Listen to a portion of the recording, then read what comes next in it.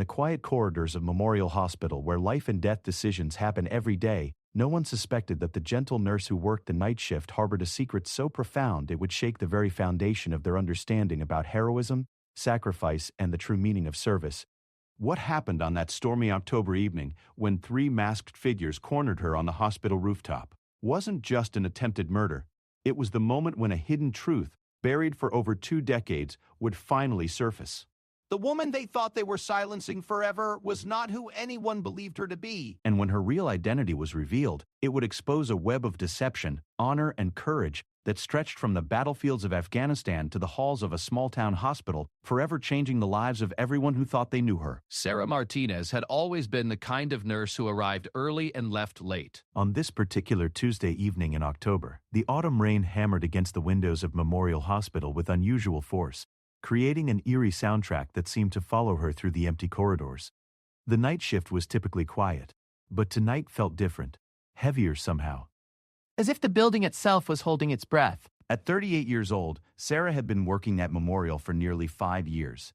She was known among her colleagues as someone who never complained, never called in sick, and somehow always managed to be exactly where she was needed most.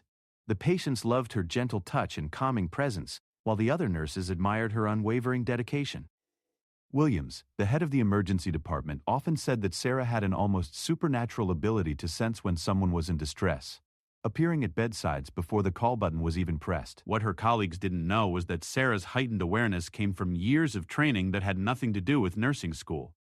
The way she moved through the halls, silent, alert, constantly scanning her surroundings, was the result of military conditioning that had been drilled into her during her time as a combat medic in Afghanistan. The small scar above her left eyebrow wasn't from a childhood accident, as she'd told everyone. It was from shrapnel that had grazed her during a roadside bombing that claimed the lives of 2 soldiers she'd been treating. Sarah's real name wasn't even Sarah Martinez, was Staff Sergeant Elena Rodriguez, and she had been living under an assumed identity for the past 6 years, ever since she'd witnessed something in Afghanistan that certain powerful people wanted to ensure she could never testify about. The Federal Witness Protection Program had given her a new life, but they couldn't give her a new heart, one that still carried the weight of every soldier she couldn't save, every family that would never know the full truth about how their loved ones died. The rain continued its relentless assault on the hospital as Sarah made her rounds on the 7th floor. Mrs. Bett Patterson in room 712 was sleeping peacefully after her hip surgery, her breathing steady and calm. Mr. Chen in 714 was awake, staring at the ceiling with the haunted look that Sarah recognized in veterans. She'd stopped by his room earlier and learned that he'd served in Vietnam, and something about his 1,000-yard stare told her that he, like her, carried invisible wounds that never fully healed. "Can't sleep?" she whispered, entering his room quietly. "Mr. Pestel." Chen turned his head slightly, his eyes focusing on her with effort. "Dreams," he said simply. And Sarah understood. She pulled up a chair beside his bed, her presence offering the kind of comfort that only comes from shared understanding. "Would you like to talk about it?" she asked, though she already knew he wouldn't. Men like Mr. Chen, like herself, learned to carry their burdens alone. Instead, she simply sat with him in the darkness, 2 survivors finding solace in their mutual silence. It was nearly midnight when Sarah noticed the 3 men in the elevator. They were dressed like maintenance workers, but something about them immediately set off the alarm bells that years of military training had hardwired into her system. Their movements were too coordinated, too purposeful for a routine late-night repair call. The way the tallest one kept his hand inside his jacket suggested he was carrying something more dangerous than a wrench. Sarah's training kicked in automatically. She memorized their faces, noted their approximate heights and weights, observed the small details that most people would miss, the newer boots that didn't match their worn uniforms, the way the shortest one kept checking his watch, the barely concealed bulge of what looked like a weapon under the jacket of the 3rd man. She followed them at a distance, using the skills that had once kept her alive in hostile territory. They didn't head toward any of the mechanical rooms or areas that would require maintenance. Instead, they took the elevator to the 10th floor, the administrative level that should have been completely empty at this hour. Sarah's heart rate increased as she realized they weren't here for the hospital at all. They were here for her. 6 years ago, when the Witness Protection Program had relocated her, they'd warned that the people she'd seen eliminate American soldiers for profit were powerful and connected. General Morrison and his network of corrupt military contractors had tentacles that reached into the highest levels of government. Despite their assurances that her new identity was secure, Sarah had always known this day might come. She thought about running, about triggering the hospital's emergency protocols, about calling for help. But as she watched the three men systematically checking each floor, she realized they weren't just looking for her. They were prepared to hurt innocent people to find her. The thought of Mrs. Patterson, or Mr. Chen, or any of the other patients becoming collateral damage in a war that had followed her home was unacceptable. Instead of fleeing, Sarah made a decision that would have surprised her colleagues but was perfectly consistent with the woman she'd always been, even before she became Elena Rodriguez, combat medic. She was going to lead these men away from the innocent people in her care, even if it meant walking into a trap. Using the hospital's back stairwell, Sarah climbed to the roof access. The rain was coming down in sheets now, and the wind whipped across the rooftop with enough force to make standing difficult. She positioned herself near the emergency communications array, where she could see anyone approaching, while maintaining multiple escape routes, or so she thought. The men emerged from the stairwell with military precision, spreading out to cut off her possible exits. Up close, she could see that they weren't ordinary hired muscle. These were professionals, probably former special forces, the kind of men who could make a person disappear without leaving any evidence behind. Elena Rodriguez, the tall one, called out over the wind and rain. Or do you prefer Sarah Martinez these days?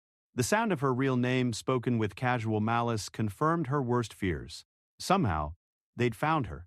The careful web of false documents, the years of cautious living, the constant vigilance, none of it had been enough. "You've got the wrong person!" she called back, still hoping to buy time. "Still looking for an opening." The shortest one laughed, a sound that was somehow more chilling than the storm around them.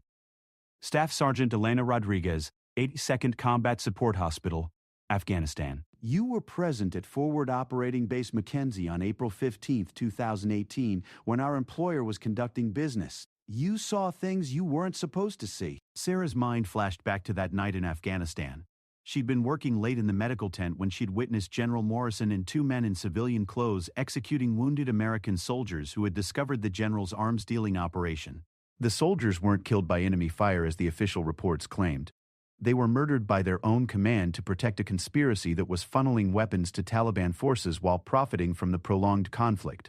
She'd managed to photograph the murders with her phone before escaping into the night, but by the time she'd tried to report what she'd seen, General Morrison had already labeled her psychologically unstable and had her transferred stateside. It had taken her months to convince anyone in authority that she was telling the truth, and by then, Morrison had covered his tracks so thoroughly that her testimony alone wasn't enough to convict him. The Federal Witness Protection Program had been her only option when it became clear that Morrison's reach extended far beyond the military. They'd promised her safety in exchange for her silence, at least until they could build a case strong enough to take down the entire network. "The general wants to tie up loose ends," the tall man continued, moving closer despite the treacherous conditions on the roof. "Nothing personal, Elena, just business." What happened next would be talked about in Memorial Hospital for years to come. The three men advanced with the confidence of professionals who had done this kind of work many times before. They expected to find a frightened nurse who had been hiding for 6 years. Instead, they encountered a highly trained combat veteran who had been preparing for this moment every day since she'd entered witness protection. Sarah's first move was to disable the tall man's weapon hand with a technique she'd learned in hand-to-hand combat training. The second man managed to get his gun out, but Sarah had already rolled behind the air conditioning unit, using the industrial equipment as cover while she assessed her options. The fight that followed was unlike anything that had ever happened in the quiet town where Memorial Hospital stood. It was brutal, efficient, and desperate. 3 trained killers against 1 woman who refused to die quietly. Sarah used every advantage the rooftop environment provided, from the slippery surfaces created by the rain to the various obstacles that could provide cover or be used as weapons. But despite her skills and determination, she was outnumbered and outgunned. The fight gradually moved toward the edge of the roof as the men systematically cut off her escape routes. It was the shortest of the 3 attackers who finally managed to corner her near the building's edge, his gun trained on her center mass. The taskets appeared and basically sentenced. "Any last words, Sergeant?" he asked, his voice barely audible over the storm. Sarah looked past him to where his 2 companions were positioning themselves to ensure she couldn't escape. In that moment, she made a calculation that would shock everyone who thought they knew the quiet, gentle nurse from the 7th floor. Instead of begging for her life or trying to bargain, Sarah smiled, the same calm, confident expression she'd worn when treating wounded soldiers under fire. "Yeah," she said, her voice steady despite the wind and rain. "Semper Fi."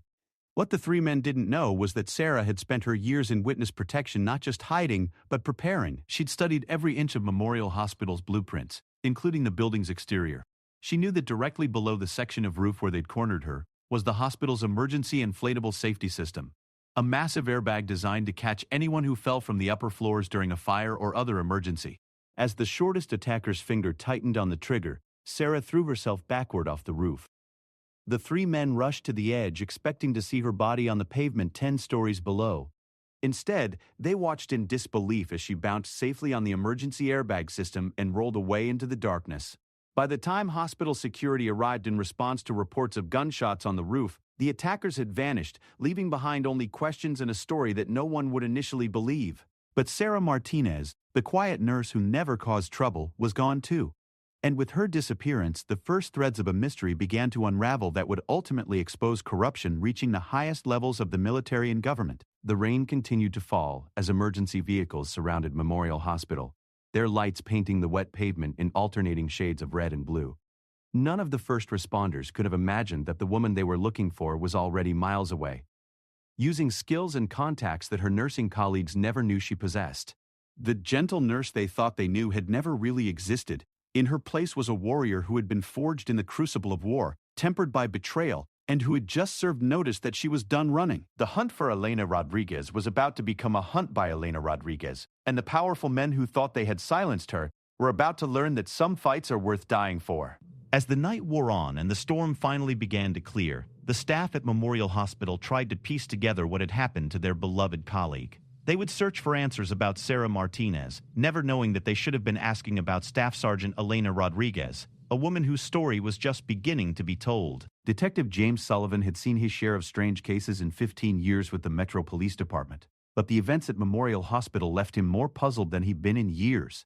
Three men with professional-grade weapons had somehow infiltrated a secure medical facility, engaged in a firefight on the roof, and then vanished without a trace. The only witness was supposedly the hospital's night nurse, Sarah Martinez, who had also disappeared into thin air. Sullivan stood in the parking lot the morning after the incident, watching the forensics team process what little evidence the storm had left behind. Rain had washed away most of the physical traces, but the spent shell casings on the roof and the activated emergency airbag system told a story that didn't match any scenario he could imagine involving a small-town nurse. "Detective, Officer Rebecca Chen approached with a tablet in her hands. I've got the preliminary background check on Sarah Martinez. You're gonna want to see this." Sullivan accepted the tablet and frowned as he scrolled through the information. Sarah Martinez's background was clean. Too clean. Her employment history went back exactly 5 years to when she'd started at Memorial Hospital. Before that, there was almost nothing. A few scattered records of nursing school attendance, a social security number that had been issued when she was supposedly 20 years old, and an address history that began with her apartment near the hospital.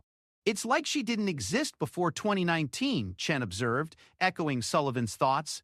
Dr. Dasis Williams, the head of emergency medicine, had been waiting patiently to speak with them. Sullivan had interviewed him briefly the night before, but the doctor had insisted on speaking with him again this morning. "Detective Sullivan," Dr. Williams called out as he approached. "I've been thinking about our conversation last night, and there are things about Sarah that never quite made sense until now." Sullivan gestured for the doctor to continue, his detective instincts telling him that Dr. Williams had information that could be crucial to understanding what had happened. "Sarah was an extraordinary nurse," Dr. Williams began, "but her skills went far beyond what you'd expect from someone with her supposed background. She could perform emergency procedures that typically required years of trauma experience. She once saved a car accident victim by performing a battlefield amputation technique that I'd only seen in military medical manuals." The doctor paused, running his hand through his graying hair. "And then there were the smaller things. The way she moved, always alert, always watching. The way she could predict which patients were about to crash before the monitors even showed distress. I've been in emergency medicine for 20 years, and I've only seen that kind of intuition in combat medics who've worked under fire." Sullivan made notes as Dr. Williams spoke, beginning to form a theory that was far more complex than a simple case of mistaken identity or random violence. "Did she ever mention her past? Family, previous jobs, anything personal?" Sullivan asked. "That's what's strange," Dr. Williams replied. "In 5 years, Sarah never talked about her past." "She never mentioned family, never got personal calls at work, never even mentioned friends outside the hospital. We all assumed she was just a private person." But now, Sullivan's phone buzzed with a text from his partner, Detective Maria Rodriguez, who was back at the station running deeper background checks. The message was brief. You need to get back here. Now the feds are involved. The drive back to the police station gave Sullivan time to process what he'd learned. A nurse with advanced trauma skills? No verifiable background before 5 years ago, and now federal involvement in what should have been a local investigation. The pieces were starting to form a picture that was far more complicated than anything he'd expected. At the station, Sullivan found Detective Rodriguez waiting for him, with 2 federal agents who introduced themselves as Agent Sarah Kim from the FBI and Agent David Foster from the U.S. Marshal Service. The presence of a marshal immediately told Sullivan that this case involved witness protection. Detective Sullivan, Agent Kim began, we need to discuss the Sarah Martinez case. What we're about to tell you is classified, and we'll need your full cooperation moving forward. Agent Foster opened a thick file and placed a photograph on the table. It showed a woman in military fatigues standing next to a medical tent. She was younger than the Sarah Martinez that Sullivan had seen in the hospital surveillance footage, but there was no question it was the same person. Meet Staff Sergeant Elena Rodriguez, former combat medic with the 82nd Combat Support Hospital in Afghanistan. She was placed in the Federal Witness Protection Program 6 years ago after witnessing the murder of American soldiers by their commanding officer. Sullivan studied the photograph, noting the confidence and strength in the young soldier's posture, qualities that he now realized had been carefully hidden beneath the gentle demeanor of the night nurse. Agent Kim continued the briefing. Elena Rodriguez witnessed General William Morrison and his associates executing wounded American soldiers who had discovered Morrison's arms-dealing operation. She managed to photograph the murders, but Morrison's influence was so extensive that her life was in immediate danger. So you gave her a new identity and hid her in plain sight at a small-town hospital, Sullivan said, beginning to understand the scope of the conspiracy. The Witness Protection Program created the Sarah Martinez identity as a cover while we built a case against Morrison and his network, Agent Foster explained. Unfortunately, Morrison has connections at every level of government and military. Our investigation has been challenging. Detective Rodriguez leaned forward in her chair. If Elena is in witness protection, how did these men find her? The program is supposed to be ironclad. The 2 federal agents exchanged glances, and Sullivan could see the concern in their expressions. Agent Kim spoke carefully, choosing her words with obvious deliberation. That's what we're trying to determine. Either there's a leak in the program, or Morrison's people have resources we underestimated. Either way, Elena Rodriguez is now in extreme danger, and her disappearance from Memorial Hospital suggests she knows it. Agent Foster opened another file and spread out several photographs on the table. These are the 3 men who attacked her last night. Marcus Webb, former Navy SEAL, Anthony Torres, ex-Delta Force, and James Mitchell, former Special Forces. All 3 have connections to private military contractors that work for Morrison's organization. Sullivan studied the faces of the 3 attackers, professional soldiers turned private killers. These aren't the kind of men who just disappear after failing a mission. They'll try again. Which brings us to our problem, Agent Kim said grimly. Elena Rodriguez has gone completely off the grid. She's not using any of the emergency contacts we provided. She's not at any of the safe houses we established, and she's not responding to any of our attempts to contact her. Detective Rodriguez looked up from the files she'd been examining. Maybe she doesn't trust the system anymore. If someone leaked her location, she has every reason to believe that your safe houses are compromised too. The federal agents nodded, acknowledging the logic of that assessment. Agent Foster rubbed his temples as if fighting a headache. Elena Rodriguez is a trained combat veteran with 6 years to plan for this scenario. If she's decided to go underground using her own resources, finding her is going to be nearly impossible. Sullivan was beginning to understand why the case had attracted federal attention so quickly. This wasn't just about a nurse who had witnessed a crime. This was about a decorated combat veteran who possessed evidence that could bring down a conspiracy involving some of the most powerful people in the military establishment. What exactly did she witness in Afghanistan? Sullivan asked. And why haven't you been able to prosecute Morrison with her testimony? Agent Kim opened yet another file, this one containing military reports and classified documents.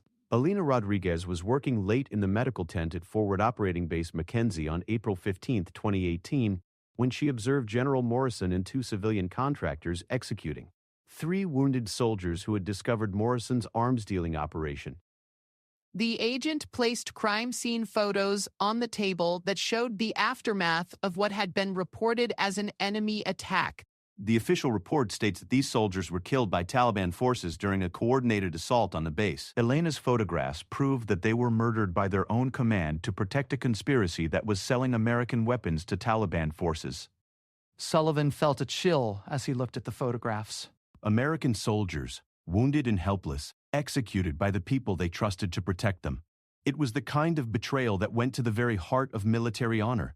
Morrison's operation was incredibly sophisticated, Agent Foster continued. They were selling weapons and intelligence to Taliban forces, while simultaneously reporting false casualty numbers to justify increased military spending. Elena's testimony could expose the entire network, but Morrison's connections run deep. Detective Rodriguez was studying personnel files from Elena's military unit. It says here that she was given a psychological discharge after reporting the murders. Morrison discredited her before she could even make a formal accusation. Exactly. Agent Kim confirmed. By the time anyone took her seriously, Morrison had already covered his tracks and eliminated most of the physical evidence. Elena's photographs and testimony are the only remaining proof of what really happened. Sullivan was beginning to appreciate the complexity of the situation. Elena Rodriguez wasn't just running for her life, she was the key witness in a case that could expose corruption at the highest levels of the military and government. Her disappearance meant that Morrison and his associates could potentially escape justice permanently. So what's the plan? Sullivan asked. How do we find her before Morrison's people do? Agent Foster leaned back in his chair, looking exhausted despite the early hour. We're hoping that Elena will reach out to us once she feels safe. But given what happened last night, she may not trust anyone in authority. She's operating on the assumption that the entire system is compromised. Can you blame her? Detective Rodriguez observed. Someone with access to witness protection information leaked her location. For all she knows, this entire meeting could be compromised. The sobering reality of that statement settled over the room. If there was indeed a leak in the federal system, then Elena Rodriguez was truly on her own, using skills and resources that 6 years in hiding had given her time to develop. Agent Kim stood up and began gathering the files. We need your department to continue the local investigation while we work the federal angles. Any information about Elena's activities in the past 5 years could give us clues about where she might have gone or who she might trust. Sullivan nodded, understanding his role in the larger investigation. We'll interview everyone at the hospital again, check her apartment more thoroughly, look into any relationships she might have developed locally. That's pacify consultations I demanded. As the federal agents prepared to leave, Agent Foster turned back to Sullivan with a warning. Detective, the people we're dealing with have unlimited resources and no moral boundaries. Elena Rodriguez survived an attack by 3 highly trained killers last night, but Morrison won't give up easily. This case is going to get more dangerous before it gets resolved. After the agents left, Sullivan and Rodriguez sat in the conference room surrounded by files and photographs that painted a picture of conspiracy, betrayal, and courage. They were local detectives who had stumbled into a case with national implications, and they both knew that finding Elena Rodriguez was about more than solving a local crime. Where would a trained combat veteran with 6 years to prepare go to hide from the federal government? Rodriguez asked. Sullivan studied the military photograph of Elena Rodriguez, noting the determination in her eyes. Somewhere she's been planning to go since the day she entered witness protection. She's not running randomly, she's executing a plan. As they began the painstaking work of investigating Elena's life in the small town, neither detective could have known that she was already implementing a strategy that would turn the hunters into the hunted. The quiet nurse from Memorial Hospital was about to become something much more dangerous. A combat veteran with nothing left to lose and a mission to complete. The investigation was just beginning, but Elena Rodriguez was no longer content to hide. She was preparing to fight back, and the powerful men who thought they had silenced her were about to discover that some wars never truly end. Elena Rodriguez had spent 6 years preparing for the night when her past would catch up with her, but she had never expected to feel such rage when it finally happened. As she sat in the abandoned warehouse on the outskirts of the city, tending to the cuts and bruises from her rooftop encounter, she realized that running and hiding had changed her in ways she hadn't anticipated. The gentle nurse Sarah Martinez had been a mask, but it had also been a refuge, a place where she could pretend that the horrors she'd witnessed in Afghanistan were just nightmares that would eventually fade. Now, with that mask stripped away, and Morrison's killers actively hunting her, Elena felt something she hadn't experienced since her days as a combat medic.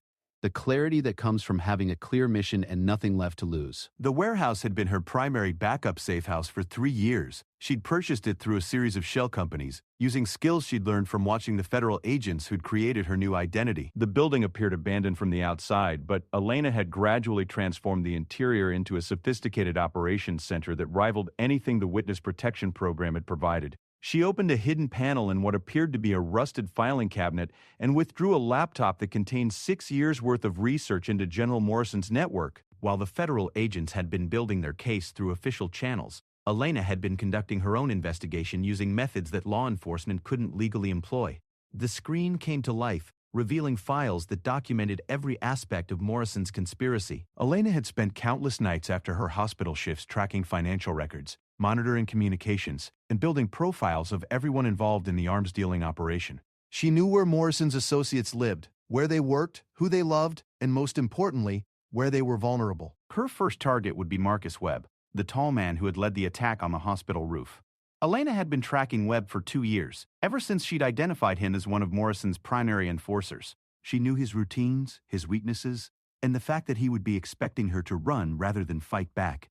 Webb lived in a luxury apartment complex downtown, a residence that was far too expensive for someone whose only official income came from occasional private security work. Elena had long suspected that Morrison's organization was funding their operatives through a network of shell companies and cryptocurrency transactions that kept them comfortable while maintaining plausible deniability. She opened another file that contained detailed surveillance photos of Webb's apartment building, complete with security layouts, guard rotations, and emergency procedures. Elena had been preparing for this confrontation for years, but she had hoped it would never be necessary. Now, with Morrison's network actively trying to eliminate her, she realized that her survival depended on becoming the predator instead of the prey. The plan she formulated was elegant in its simplicity.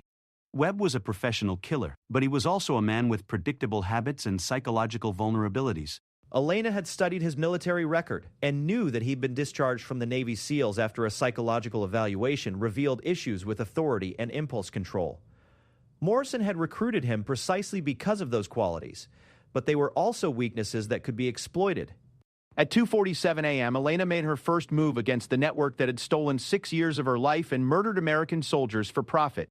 Using techniques she'd learned in Afghanistan for infiltrating enemy positions, she gained access to Webb's apartment building through a service entrance that she'd identified as vulnerable during her reconnaissance. The building's security system was sophisticated, but not designed to stop someone with military training and unlimited preparation time. Elena had studied the system's specifications for months, waiting for the right moment to test the access codes she'd obtained through careful social engineering of the building's maintenance staff. Webb's apartment was on the 15th floor, a corner unit with excellent security but also multiple exit routes that appealed to his professional paranoia. Elena took the stairs rather than the elevator, moving silently through the building's corridors using skills that had kept her alive in hostile territory. Outside Webb's door, she paused to listen. The apartment was quiet, but Elena's trained senses detected the subtle sounds that indicated someone was inside: the barely audible hum of electronics, the faint movement of air from the building's ventilation system, the almost imperceptible creaking of floorboards under the weight of someone moving carefully through the rooms. What Elena found when she finally gained access to the apartment was not what she'd expected.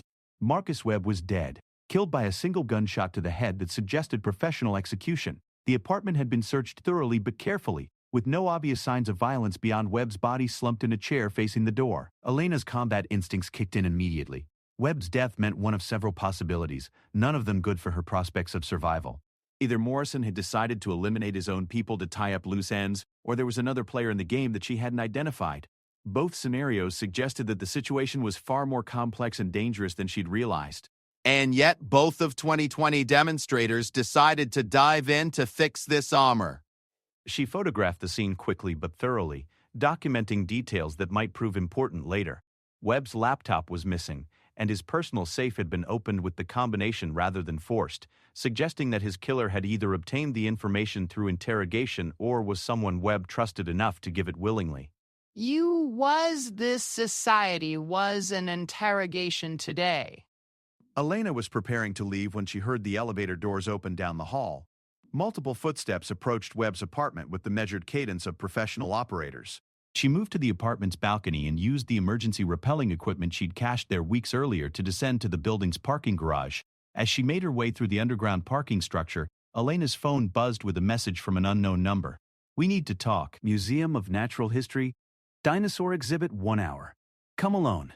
A friend who knew Elena Rodriguez in Afghanistan. The message was either a trap or contact from someone who knew her military background. Elena weighed the risks of responding against the possibility that she might have an ally she hadn't known about. After 6 years of isolation and paranoia, the prospect of finding someone who understood what she was fighting for was almost irresistible. She arrived at the museum 40 minutes early and spent the time conducting surveillance of the area. The late hour meant the building was closed, but Elena had learned to access the museum through maintenance tunnels that connected to the city's underground infrastructure. She positioned herself where she could observe the dinosaur exhibit while maintaining multiple escape routes. At exactly the appointed time, a woman emerged from the shadows near the Tyrannosaurus Rex skeleton. Elena recognized her immediately, despite the 6 years that had passed since they'd last seen each other. Captain Jennifer Walsh had been the commanding officer of Elena's medical unit in Afghanistan, and the only person in authority who had believed Elena's account of the murders she'd witnessed. "Hello, Elena," Walsh said quietly, her voice carrying the weariness of someone who had spent years fighting a system that seemed determined to protect its worst elements. "I was hoping I'd never have to use this meeting protocol." Elena remained hidden, watching for signs that Walsh's appearance was part of an elaborate trap. "How do I know you're really here to help?" she called out, her voice echoing strangely in the vast exhibit hall. Walsh smiled grimly and reached into her jacket to withdraw a photograph that she placed on the floor where Elena could see it. Don Casa as Petrick Salo with her Tom Sakapod and for Dryagata. It showed Elena and Walsh together with their medical unit in Afghanistan, taken just days before Elena had witnessed the murders that changed everything. "Because I've been fighting Morrison's network from inside the system for 6 years," Walsh replied. "And because Marcus Webb was killed by my people before he could report back to Morrison about last night's failed operation." Elena emerged from her hiding place, keeping her hand near the weapon she carried, but allowing herself to hope that she might finally have found an ally in her war against the conspiracy that had stolen her life. You killed Webb? Elena asked, still not entirely convinced that this meeting wasn't some elaborate deception. "My team has been systematically eliminating Morrison's operatives for the past 2 years," Walsh explained. "We've been working outside official channels because Morrison's influence extends too deep into the military and federal law enforcement for any legitimate investigation to succeed." Walsh opened a tablet and showed Elena files that documented a shadow war being fought within the military establishment. A small group of officers and enlisted personnel who had discovered evidence of Morrison's conspiracy were conducting their own justice system, targeting the people responsible for murdering American soldiers and selling weapons to enemy forces. "We've identified 37 people directly involved in Morrison's operation," Walsh continued. Webb was number 15, but we need your evidence to connect Morrison himself to the murders. Without your photographs and testimony, he remains untouchable.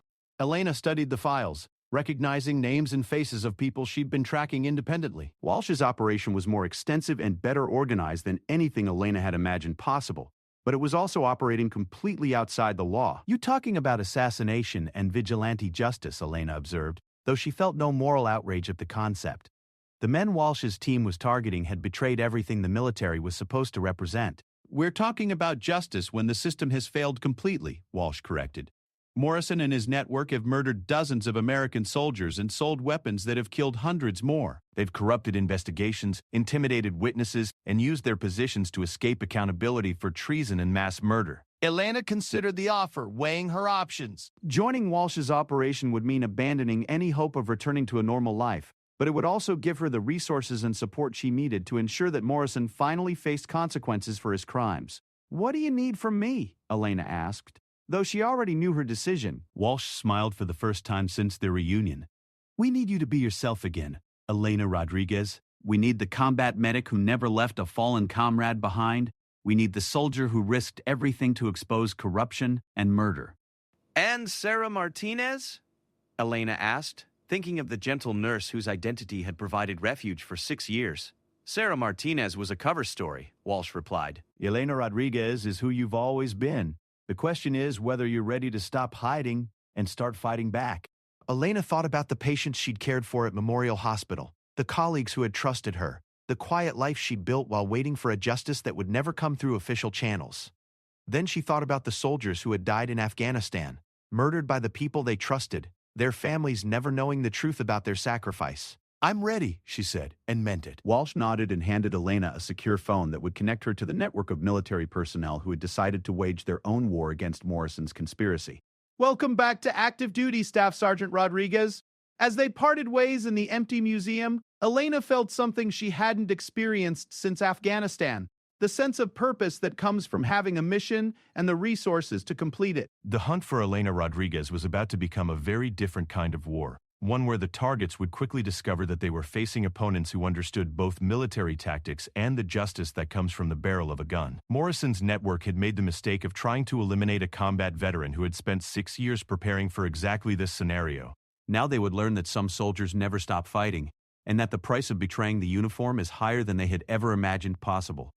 General William Morrison stood at the windows of his Pentagon office, watching the early morning traffic flow through the streets of Washington, D.C., with the detached observation of a man who had learned to view everything as a strategic problem requiring a tactical solution.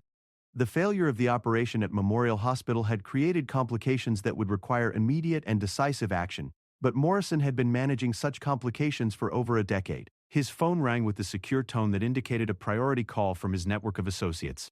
Morrison glanced at the caller ID and saw the name that he'd been expecting since learning about Marcus Webb's death. Colonel Peters, Morrison answered, his voice betraying none of the concern that the recent developments had caused. I assume you have an update on our situation. Webb is dead, sir, Peters reported with military precision. Single gunshot to the head, professional execution. The apartment was searched thoroughly, but Webb's operational files are missing. Morrison absorbed this information while maintaining the calm demeanor that had served him well throughout his career. Webb's death confirmed what he had already suspected. Elena Rodriguez was no longer running or hiding. She had become an active threat that would require resources he had hoped to avoid deploying. What about Torres and Mitchell? Morrison asked, referring to the other two operatives who had participated in the failed assassination attempt. They've gone to ground, sir. Neither is responding to contact attempts. We have to assume they're either dead or compromised. Morrison turned away from the window and activated the secure encryption system on his computer. The screen displayed a network of files and communications that represented 15 years of carefully constructed operations spanning 3 continents and involving some of the most powerful people in government and industry. Colonel, I'm authorizing Protocol 7, Morrison said, using the code designation for the most extreme measures his organization employed. Elena Rodriguez has become an existential threat to our operations. I want her eliminated, along with anyone who has provided assistance. Protocol 7 was the nuclear option that Morrison had hoped never to use. It involved activating sleeper assets throughout the government and military establishment, people who had been carefully cultivated and compromised over years of operation. The protocol would expose some of these assets, but it would also bring resources to bear that no individual target could possibly survive. Sir? Peters hesitated. Protocol 7 will require sacrificing several high-value assets. Are you certain the threat justifies that level of exposure? Morrison pulled up Elena Rodriguez's military file on his screen, studying the record of the soldier who had become his most dangerous enemy. Her service record was exemplary.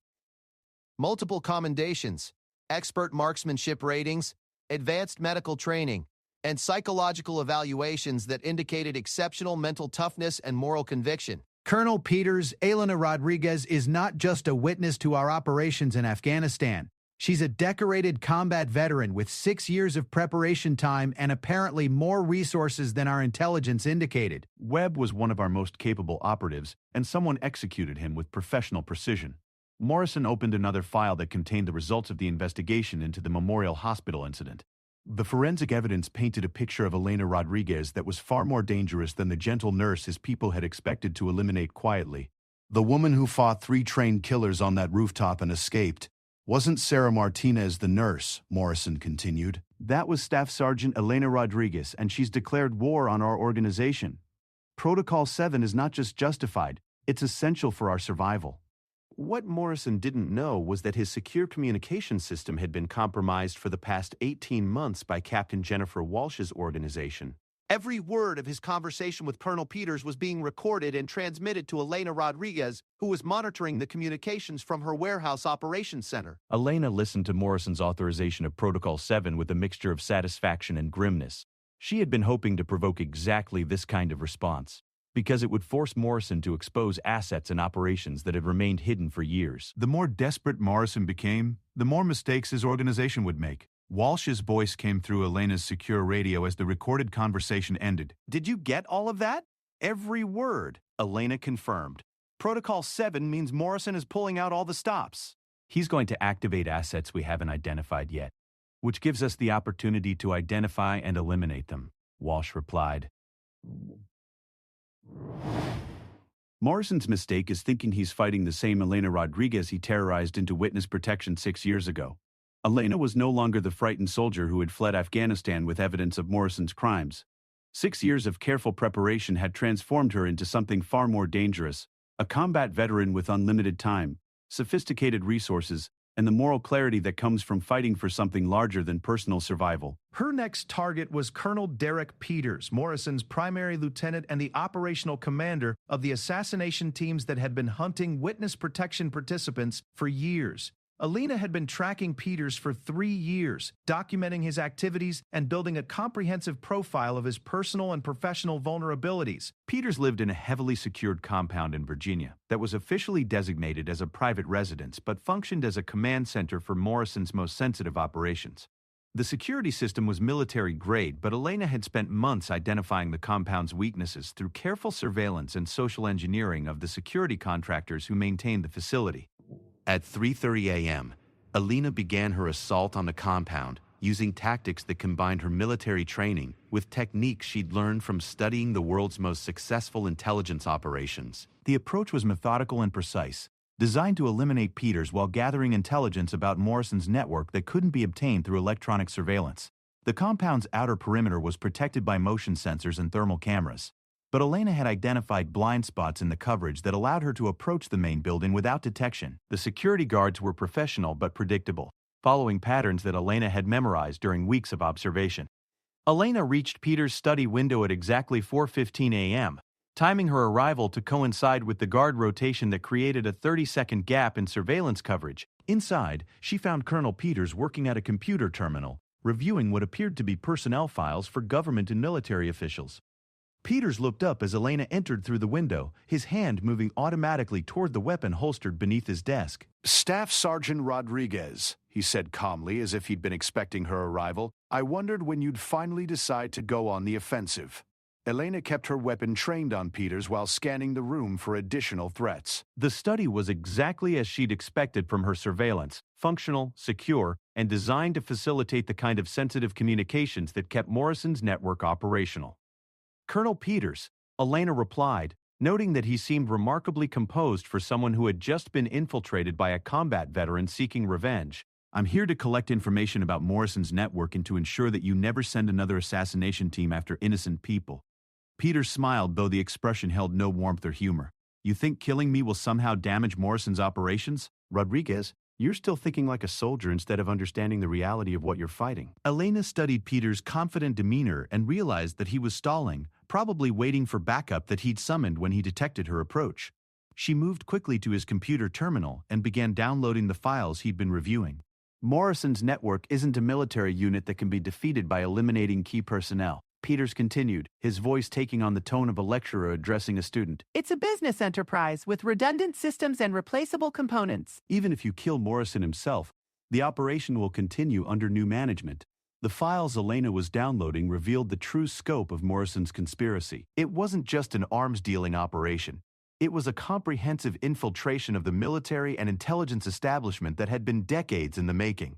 Morrison had systematically identified and compromised officials at every level of government, creating a shadow network that operated with virtual impunity. Elena found files documenting the assassination of other witness protection participants who had possessed evidence about Morrison's activities. Over the past 6 years, at least 12 people had been eliminated by teams similar to the one that had attacked her at Memorial Hospital.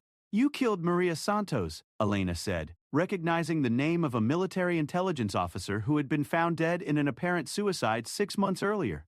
And Captain Williams. And Sergeant Jackson. Among others, Peters confirmed without remorse.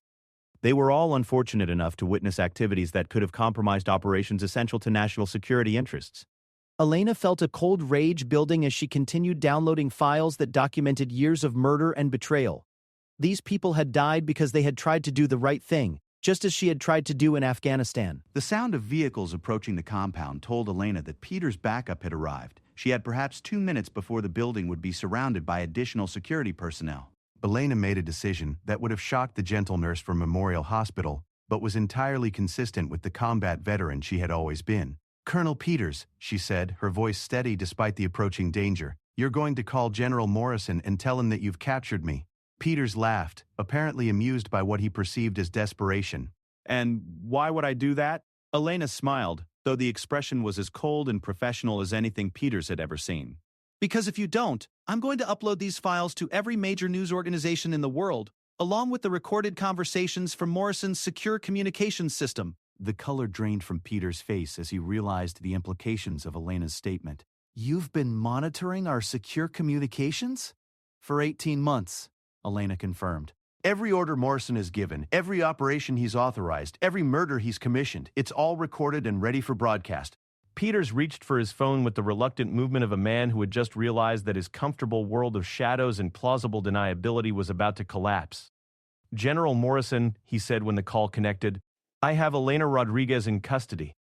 Elena listened as Peters followed her instructions precisely, arranging a meeting where Morrison would personally oversee the interrogation and elimination of the witness who had threatened his organization for 6 years. It was exactly the trap that Elena had been hoping to set since the night she'd escaped from Memorial Hospital. As security personnel surrounded the compound and Peters continued his conversation with Morrison, Elena uploaded a data package to secure servers around the world. If Morrison thought he was finally going to eliminate the evidence against his conspiracy, he was about to discover that Elena Rodriguez had learned to think several moves ahead of her enemies. The recordings, documents, and evidence that Elena had gathered over 6 years would be automatically released if she failed to check in within specific time intervals. Morrison's attempt to silence her permanently would result in the complete exposure of his network and the destruction of everything he had built. "The general will be here within the hour," Peters announced as he ended the call. Elena nodded, satisfied that the final phase of her plan was now in motion. "Excellent. I've been looking forward to meeting with General Morrison for 6 years." What Morrison didn't know was that he was walking into the most carefully planned trap of Elena Rodriguez's military career. The frightened witness he expected to interrogate and eliminate had become the architect of his destruction, and the meeting he thought would end his problems would instead provide the final evidence needed to bring down his entire conspiracy. As Elena waited for Morrison's arrival, she reflected on how much had changed since she'd first witnessed his crimes in Afghanistan. The nurse who had tended patients at Memorial Hospital was gone forever, replaced by the soldier who had never stopped fighting for justice. Morrison was about to learn that some battles continue long after the official war has ended. General William Morrison arrived at Colonel Peters' compound with an entourage that spoke to both his importance within the military establishment and his paranoia about personal security. 3 black SUVs carried a total of 12 personnel, including his personal bodyguards and a technical team equipped to conduct the most sophisticated interrogation procedures available to the intelligence community. Morrison had been looking forward to this moment for 6 years. Elena Rodriguez represented the last loose end from the Afghanistan operation, and her elimination would finally allow him to operate without the constant threat of exposure that had plagued his network since she'd witnessed the executions at Forward Operating Base Mackenzie.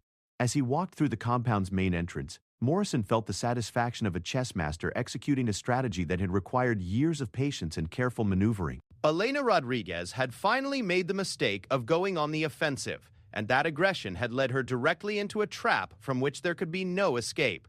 Colonel Peters met Morrison in the compound's main hallway, his expression betraying none of the complex emotions he was feeling about the deception he was participating in. "General, we have Rodriguez secured in the study.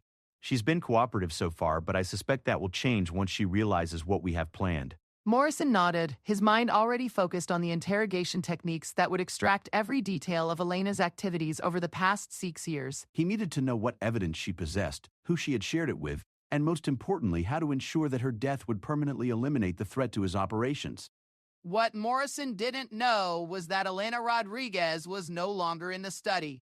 She had used the time during his arrival to position herself in the compound's security center, where she had taken control of the surveillance system and communications network. From her concealed position, Elena could monitor every conversation and movement throughout the facility while remaining completely invisible to Morrison's people.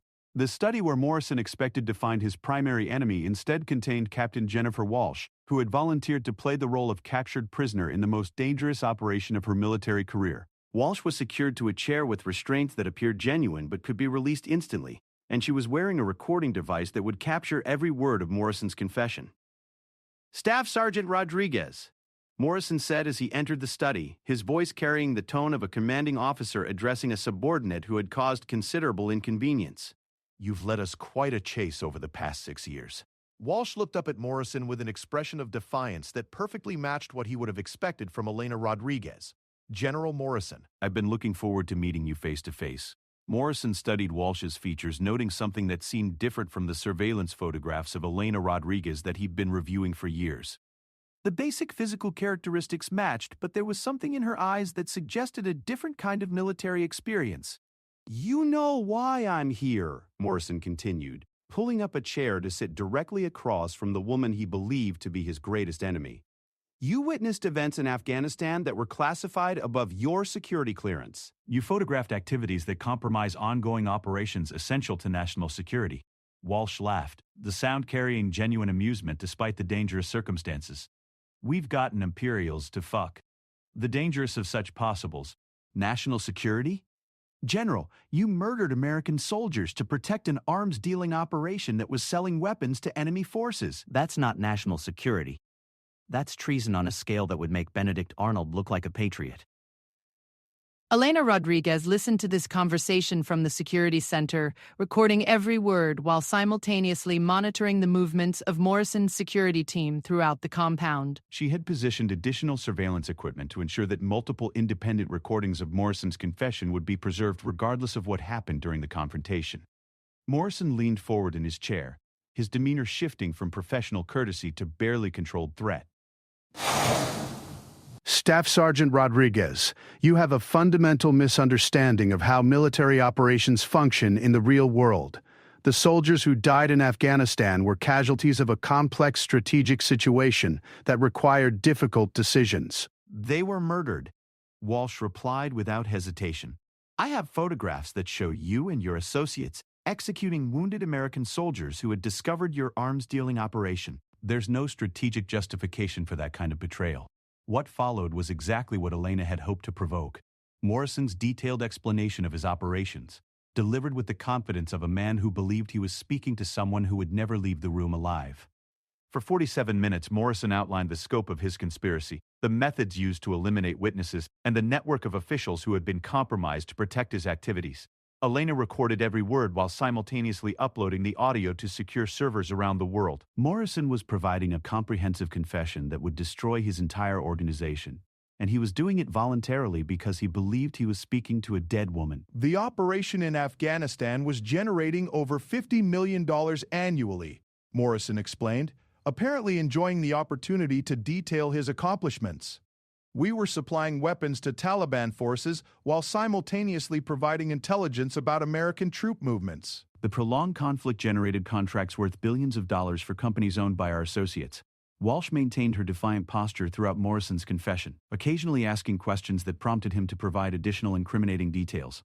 She was an experienced intelligence officer who understood exactly how to encourage Morrison's ego while gathering the maximum amount of actionable information. "How many American soldiers died because of the weapons you sold to enemy forces?" Walsh asked, her voice carrying genuine anger despite the professional control she maintained. Morrison shrugged, apparently unconcerned by the moral implications of the question.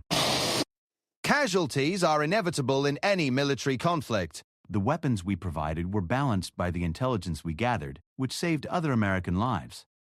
The net strategic benefit justified the necessary costs." Elena had heard enough. Morrison's casual dismissal of American casualties as acceptable losses confirmed everything she had believed about his character for 6 years. It was time to end the charade and ensure that Morrison faced the justice that the official system had failed to provide. Elena activated the compound's emergency lockdown system, sealing all exits and trapping Morrison's security team in various locations throughout the facility. Simultaneously, she triggered a signal that brought Captain Walsh's tactical team out of concealment positions they had occupied around the compound for hours. The operation that followed was swift, professional, and decisive. Morrison's security personnel found themselves outnumbered and outmaneuvered by opponents who had been planning this confrontation for months. Within 15 minutes, the entire compound was under Walsh's control, with Morrison and his associates secured as prisoners. Elena finally revealed herself, entering the study where Morrison sat in stunned silence as he realized the magnitude of the deception that had been orchestrated around him. "General Morrison," she said, her voice carrying 6 years of suppressed rage. "Staff Sergeant Elena Rodriguez reporting for duty." Morrison's face went through a series of expressions as he processed what had happened. The woman he had expected to interrogate and eliminate had instead orchestrated his capture, recorded his confession, and dismantled his security apparatus with military precision that exceeded anything he had anticipated. "This is impossible," Morrison said, his voice betraying the first signs of genuine fear. "You're a combat medic, not an intelligence operative." Elena smiled, though the expression held no warmth. "I'm a soldier who spent 6 years preparing for this moment, General. And unlike you, I never forgot what the uniform represents." Captain Walsh removed her restraints and joined Elena in confronting the man who had corrupted everything they had sworn to protect.